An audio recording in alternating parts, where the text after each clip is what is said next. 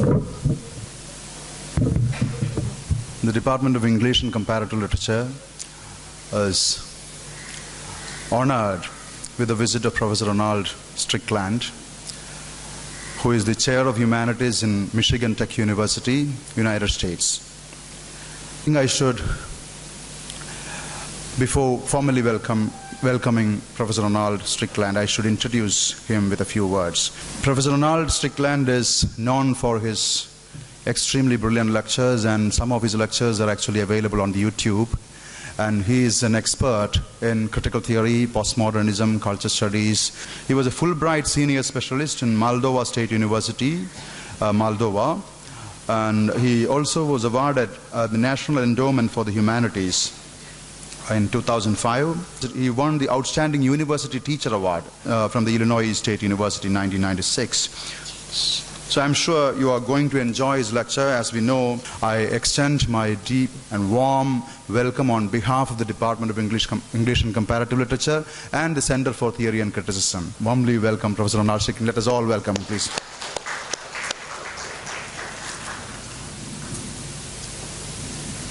Thank you very much, Professor Panyan, for that very gracious introduction today. I always look forward to these kinds of events as learning opportunities, so I'm eager to learn what I can from you, even as I attempt to share some of my thoughts with you. Let me wish you all a Happy New Year to begin. This is a very auspicious beginning for 2018 for me.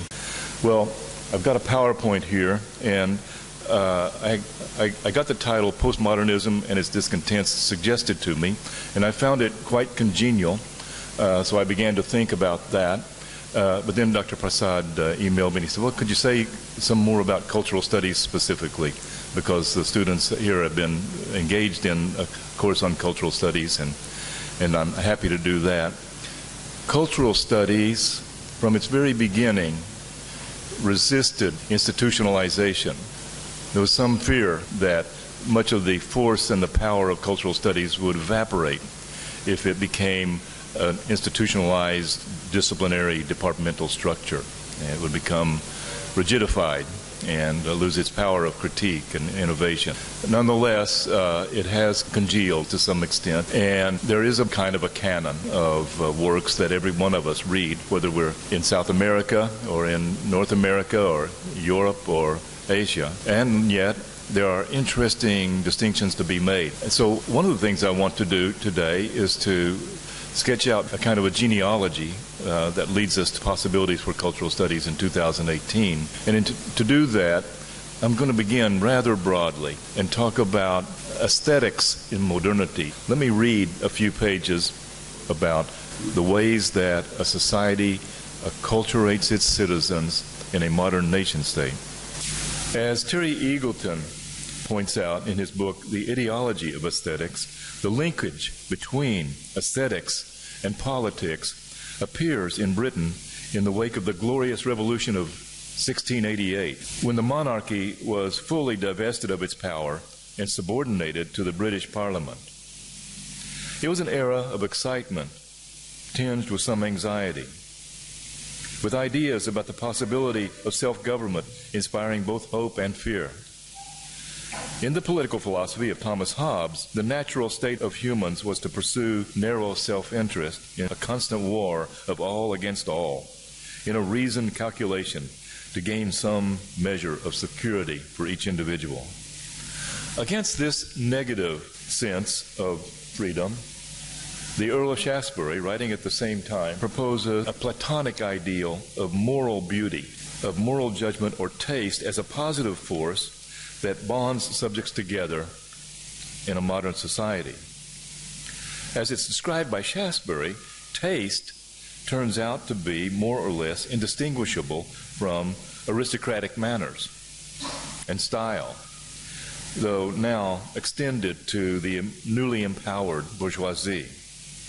This will be a community, in Terry Eagleton's words, in which the members are at once stoutly individual and also linked to their fellows by enlightened social intercourse and a shared sense of cultural manners. Assured enough of its political and economic stability, this governing bloc is able to disseminate some of its power in the forms of a general culture and civility founded less on the potentially divisive realities of social rank and economic interest than on common styles of sensibility and a homogeneous reason. A key factor in the political success of this bloc was that the bourgeoisie was eager to adopt aristocratic sensibilities. This quasi-aristocratic structure of feeling, to use the words of Raymond Williams, required a public sphere of coffee houses and newspapers in which political differences could be aired and debated. Social political consensus could be formed with the aesthetic guidance of writers like Joseph Addison and Richard Steele in the Spectator papers. In 18th century Britain, Terry Eagleton argues, moral standards were seen as absolute in themselves, yet to some extent diffused into the textures of personal sensibility, culture, and aesthetics. Taste was a more powerful statement of one's social belonging than either morality or ideology. Shaftesbury's conception of beauty is not an unrealizable ideal. For Shaftesbury, the beautiful artifact is characterized by a grace and a symmetry, and the moral individual evinces the same grace and symmetry in social behavior. In Shaftesbury's vision of a republican political order, citizens will behave morally because to do so is aesthetically pleasing, rather than, as in Thomas Hobbes' view of the world, out of fear and rational self-interest. So the modern philosophical discourse of aesthetics, the modern understanding of our term culture, was from its beginnings about politics as well as about art. An underlying issue was the question of whether self-government founded upon principles of truth could be derived through rational processes. Alexander Baumgarten coined the term aesthetic, borrowed from a Greek original that referred to sensory perception, but Baumgarten used the term more specifically to refer to the spontaneous response to beauty, unmediated by rational judgment. In his doctoral dissertation of 1735 and in his later book, Aesthetica, Baumgarten distributed his arguments with examples from poetry, but his use of the term aesthetic had broader implications for problems of the constitution of the rational self and for republican self-government. Baumgarten sought to identify a process of cognition based on perception that could supplement the conceptual logic of the Cartesian tradition. For Baumgarten, the aesthetic perception is both spontaneous and critical. On the one hand, aesthetic appreciation seems self-evident. Since it is spontaneous and produced by the sensory perception rather than logical thought, aesthetics can function as a universe of solidarity among a community of like-minded perceivers. On the other hand, aesthetic response seems objective, since it is critical and grounded in shared judgments of artifacts that are presumed to be objectively self-sufficient. Aesthetic response can function as an ostensibly objective, if not precisely rational, basis for a hierarchy of values. In place of divine right, aesthetic discourse, or taste, offers a way to invoke something like a transcendental warrant for political authority in context where reason may fall short. It prefigures, in this way, the vague, undefined state of exception, so uncomfortable to contemporary constitutional states as theorized by 20th century political thinkers like Carl Schmitt and Giorgio Agamben. Baumgarten's concept of aesthetics is picked up by Immanuel Kant. In his Critique of Judgment, Kant picks up Baumgarten's thread that describes sensual perception as a source of experiential knowledge that complements conceptual knowledge. The opposition here is between experiential knowledge, what we feel and what we sense, as opposed to conceptual knowledge, which is presumed to be pre-existing, rational, logical, and derived through clear, pure reason. Our perceptions will be imperfect, but the spontaneity of recognition and the extent to which our perceptions are shared with others gives them a degree of validity. From this understanding of the subject's imperfect recognition of the object, Kant proceeds to the problem of how to arrive at a governing consensus when citizens can't be depended upon to come to agreement on the basis of reason alone. aesthetics provides that discursive vehicle for him. Right-minded people will share a spontaneous recognition of the beautiful, particularly in experiencing natural phenomena, such as beautiful sunsets. These experiences will produce a pleasurable feeling that is not exactly the same thing as the direct sensual enjoyment of the experience, but instead is caused by a felt satisfaction in that our consciousnesses are in harmony with nature. It feels good to feel good, and to recognize that your friends also feel good having the same experience. This structural factor also contributes to the sense that the aesthetic feeling is shared with others and that the feeling is perhaps universal. At fleeting moments, we will become vaguely aware of the sublime, something beyond sensory experience that we will sense is there, but we can't identify it specifically. This, for Kant, is rational, objective truth. Effectively, it's an intimation of pure reason, a recognition of something that must be there even if we can't quite define it once and for all. In the end, for Kant, conceptual knowledge, the logical and the rational, confirms the truth beyond the aesthetic, and yet the truth can be approached through sensory perception, which is inevitably colored by emotion. Kant's attention to the political function of aesthetic perception established a framework for critical reevaluations of democratic governmentality that continues through the succeeding stages of modernity. But a number of recent theorists have returned to the thought of Kant's contemporary, Friedrich Schiller, for a more complex articulation of aesthetics and politics. As Gayatri Spivak and others have noticed, in his Letters on the Aesthetic Education of Man, Schiller misreads Kant's critique of judgment in a way that gives a wider scope of political importance to the aesthetic experience. For Schiller, human consciousness is characterized by conflicting drives. One of these is a sense drive, that is, the source of sensual experience and phenomenal perception. The sense drive is finite and physical, and the consciousness produced by it must be regulated by a form drive, which can be associated with absolute reason. That's Kant's sublime, really. Mediating between these competing drives of sense and form is the play drive, which is the field of aesthetics. For Kant, sensual perceptions and aesthetic judgment remain subordinate to rational thought and conceptual knowledge, but aesthetics can provide access imperfectly to the sublime, or absolute reason. By contrast, in the processes of the play drive, Schiller's sensual perception engages on an equal basis with absolute reason. This mediatory preeminence introduces an element of contingency into the categories of human subjectivity, what it means to be human, how one becomes a citizen, and that anticipates a key concern of postmodern theory. There's a genealogical connection between Schiller's robust field of aesthetics and the materialist accounts of human subjectivity that were to be developed by Marx, Freud, and Nietzsche. In each of these thinkers, humans are constructions of material conditions and social processes, not Cartesian subjects discovering their own truths.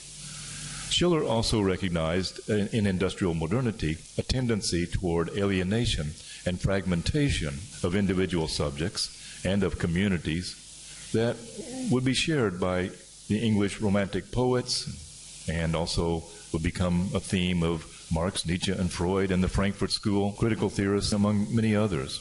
Thus, Schiller's aesthetics belongs to a zeitgeist that makes a turning point in the trajectory of modern individualism.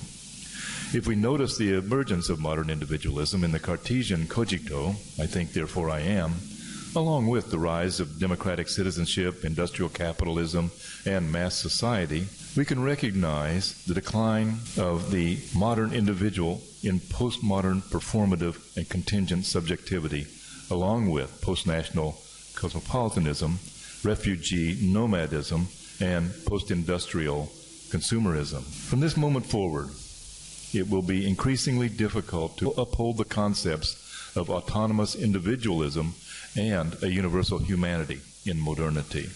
This can be asserted even while we have to acknowledge the powerful forces brought to bear precisely to promote the idea of individual autonomy. And I'll mention two of them here. These were quite often spectacularly and specifically aesthetic forces. For example, the literary form of the Bildungsroman, the novel in which we see a young person facing some crises and struggles, and slowly and gradually developing into maturity and finding a way to assert a place of agency in a modern democratic society. The Bildungsroman also privileges a form of writing that cultivates this feeling of interiority. As we read the Bildungsroman, we feel like we are the hero going through these struggles. This could be me finding my way. One irony is that these heroes are usually young white men, so that same position is preferred to women, to non-white people, and people from all different classes. We all can be bourgeois subjects in the Bildungsroman. So in modernity, the ideological contradiction between the tendency toward individualism and an opposing tendency toward normalization is reconciled symbolically in aesthetic response and functionally in the processes of Bildung, or the individual's acculturation. This reconciliation and modern society's confidence in the individual's capacity for self-knowledge and universal understanding has become increasingly difficult to sustain in late modernity after the advent of mass society. One other example of the political relevance of aesthetics is in the system of higher education. I don't know if any of you have ever had occasion to read Kant's Conflict of the Faculties. Kant posits two different forces within the faculty. One he calls the lower faculty, and the lower faculty for Kant consists of philosophy especially, but also the traditional liberal arts. The higher faculty would be the so-called vocational areas, the vocational subjects. And for Kant, this may sound counterintuitive and strange to you, but his primary example of the vocational higher faculty was theology. And we would add, of course, medicine and law and engineering and finance and those things. Even though he calls philosophy, and by extension I would say cultural studies and literary studies and all of our liberal arts concerns, lower faculties, for him, lower is better. The lower is more basic, more fundamental.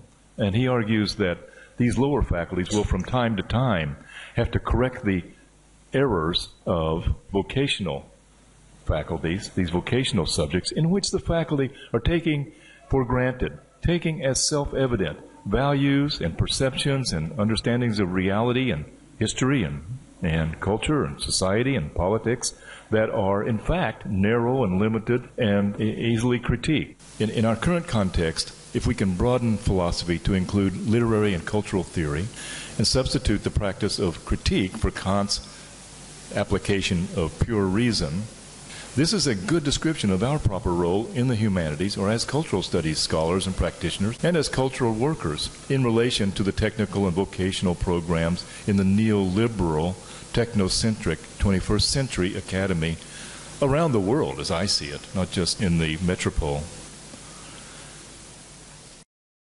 Well, I'll skip over a few thinkers and go directly to Nietzsche's response to Schiller. Schiller's conception of the play drive of the aesthetic field as a field of mediation between sensual perception and pure reason can serve as a framework for understanding the politics of beauty from the post-romantic era to postmodernity. No longer is aesthetic simply the gateway to the sublime, which is equated with reason. Now the aesthetic produces the truth. What we take to be true is produced contingently, constructed within the mediating forces of culture through its mediatory role between conceptual reason and perceptual sensation. Ironically, one way the political importance of the aesthetic manifests itself is by the aesthetic flight from politics, the celebration of art as a rejection of didacticism, moralism, and utilitarianism that echoes from the late Romantics through 19th century bohemianism and art for art's sake, and all the way through to the Frankfurt School and, for instance, Adorno's mistrust of popular forms of art, such as jazz.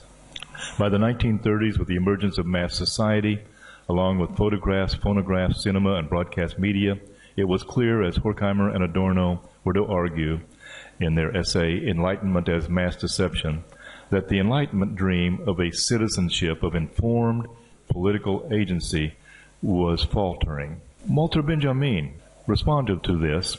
He analyzed how art and culture and ideology are functioning in late capitalism without prejudice against popular culture, as Adorno had. Benjamin recognizes that fascism succeeds in large part by aestheticizing the political, remarking famously that fascism is the aestheticization of politics. Benjamin is especially prescient in his recognition of how the masses are enlisted vicariously into the scheme of glorification of the warrior leader. He writes, "All effort to render politics aesthetic culminates in one thing, war. War and war only can set a goal for mass movements on the largest scale while respecting the traditional property system." It goes without saying that the fascist apotheosis of war does not employ such arguments. Fiat ars pereat mundus, says fascism, and, as Marinetti argues, expects war to supply the artistic gratification of a sense perception that has been changed by technology. This is evidently the consummation of art for art's sake. Mankind, which in Homer's time was an object of contemplation for the Olympian gods, now is one for itself. Its self-alienation has reached such a degree that it can experience its own destruction as an aesthetic pleasure of the first order. This is the situation of politics in which fascism is rendered aesthetic. Communism responds by politicizing art. Now, I'm going to head toward a conclusion here by invoking a thinker who's relatively new to me, and that's Jacques Rancière, a French political philosopher who argues for a reversal of the fascistic aestheticization of politics. Rancière argues that the response must be to politicize aesthetics. And he doesn't mean simply to find a way to package some particular political program in an attractive way. He doesn't mean aestheticizing by ornamenting or advertising. He means interventions that create new models for a distribution of the sensible. These are his terms. Redistributions of the sensible in ways that extend equality to people previously excluded from the polity, whether that's the nation state or the global transnational order or any community. He's looking for ways to theorize interventions that will lead to democratization. He wants to define democracy as synonymous with equality. Then, all of the things that we might ordinarily call political, he simply wants to call the police. And by police, he means, of course, Althusser's repressive state apparatuses, the coercive structures of society. He means Althusser's ideological state apparatuses, the educational system, the media, the church or synagogue or temple. And the political he wants to reserve for those acts of intervention that extend equality. That's the moment of the political. Those are the political acts. So he wants to redefine political really as revolution. By revolution, I don't mean just violent overthrow of a particular government, but a redistribution of the sensible, a redistribution of sensibility. Now, this is exciting for me at this particular moment for more than one reason. Happily, it gives us a big role as cultural workers and professors in cultural studies and students in cultural studies and teachers of literature and social sciences, history and philosophy. Also, this is a moment of great need. This is a moment of resurgent fascism in lots of places, and not least in the United States. So our work is cut out for us, and it is quite clear that something must be done, and we're in just the place, just the position to begin to do it. For Rancière, this project of politicization, of politicizing the aesthetic, is specifically embodied in a pedagogical project. In a book entitled The Ignorant Schoolmaster, he argued for a method of teaching that would not be premised on a hierarchy of knowledge between teacher and student, That notion that political emancipation could be achieved by having students assimilate received knowledge of accepted masters is a contradictory assumption. Rancière published this book in 1987. That's about the same time that I was reading seriously and writing about these kinds of topics. In 1991, I published an essay called Confrontational Pedagogy. And in that essay, I pointed out that the premise of the knowing teacher and the ignorant student was really problematic. Students come into the classroom with quite a bit of power and knowledge. It happens to be, most of the time, power and knowledge that I'm going to be disagreeing with. It's power and knowledge that they bring from their home communities, from their parents and their peers, from the media, and they're bringing that into the classroom. And of course, as the teacher, as the professor, I have the power of the institution behind me.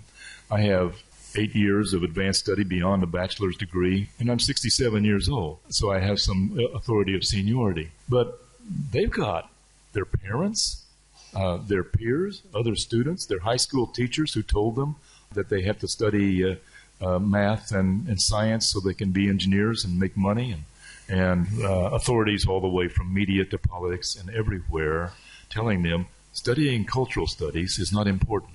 It's a dead end. In fact, it's a net loss for you.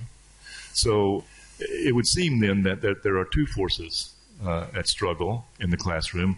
My erudition and my skill and experience is a good match for 35 of them with all their parents and peers and high school teachers. But I have to tell myself that in order to not lose faith. So I'll conclude then. Following Rancière's inspiration and the traditional inauguration by Kant and Schiller, I want to conclude with some remarks about aesthetic education, our work of teaching cultural studies. The ongoing cultural wars in the United States and elsewhere demonstrate that aesthetic perception and aesthetic discourse, that is, the production and distribution of art and cultural values, is a political force. Currently in the United States, we're constantly reminded of Benjamin's observation that fascism is the aestheticization of politics. We're reminded of that by our president, who manipulates the media with a relentless barrage of false statements and appeals to a substantial minority of the population with the statements that espouse ethnocentrism, authoritarianism, militarism, his reluctance to criticize the acts and politics of neo-Nazis within our society. I think we have something to gain by adopting Rancière's insight that if fascism is the aestheticization of politics, our proper goal is the politicization of aesthetics.